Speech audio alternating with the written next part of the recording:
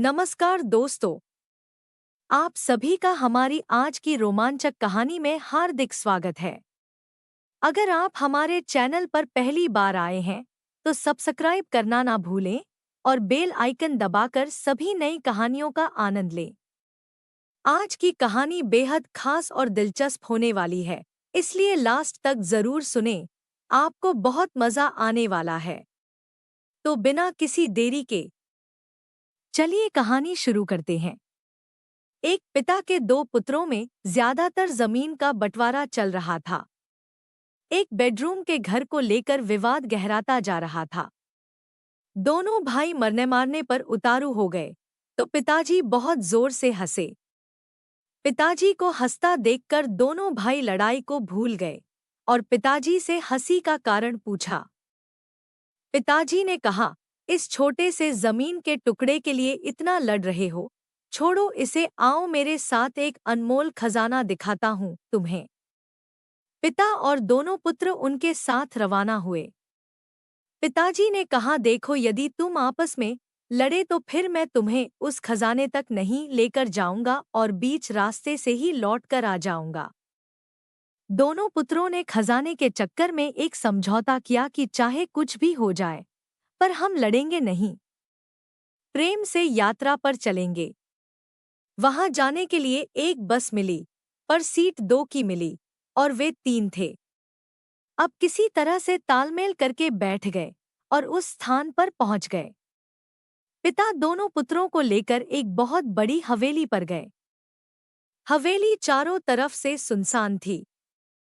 पिता ने देखा कि हवेली में जगह-जगह कबूतरों ने अपना घोंसला बना रखा है, तो पिताजी वहीं बैठकर रोने लगे।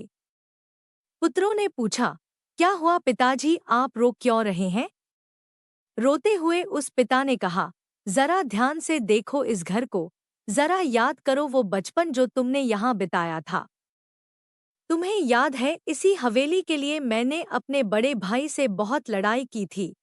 ये हवेली तो मुझे मिल गई, पर मैंने उस भाई को हमेशा के लिए खो दिया, क्योंकि वो दूर देश में जाकर बस गया और फिर वक्त बदला, एक दिन हमें भी ये हवेली छोड़कर जाना पड़ा। अच्छा, तुम एक बात बताओ कि जिस सीट पर हम बैठकर आए थे, क्या वो बस की सीट हमें मिल गई? और यदि मिल भी जाती तो क्या वो सीट हमेशा के लिए हमारी हो जाती? मतलब कि उस सीट पर हमारे सिवा और कोई नहीं बैठ सकता। दोनों पुत्रों ने एक साथ कहा कि ऐसा कैसे हो सकता है? बस की यात्रा तो चलती रहती है और उस सीट पर सवारियां बदलती रहती हैं।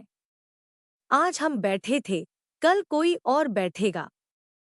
और वैसे भी उस सीट में क्या रखा है जो थोड़ी देर के लिए हमारी है?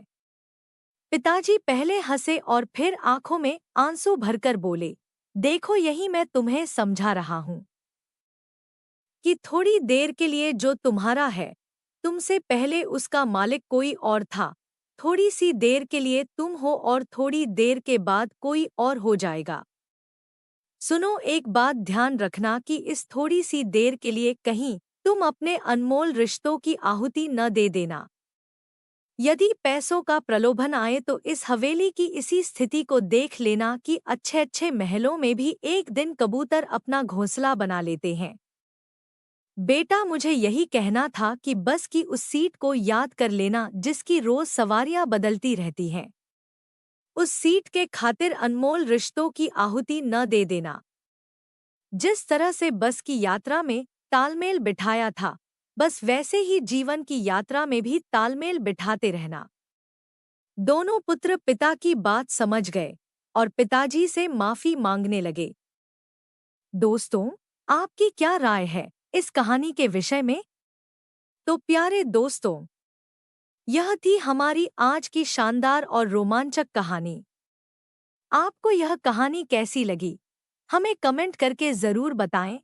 आपकी राय हमारे लिए बहुत कीमती है। अगर कहानी पसंद आई हो तो लाइक जरूर करें, इसे अपने दोस्तों के साथ शेयर करें और हमारे चैनल को सब्सक्राइब करना ना भूलें, ताकि आप आने वाली मज़ेदार कहानियों को मिस ना करें। तो चलिए, मिलते हैं अगले वीडियो में एक नई दिलचस्प कहानी के साथ। धन्यवाद।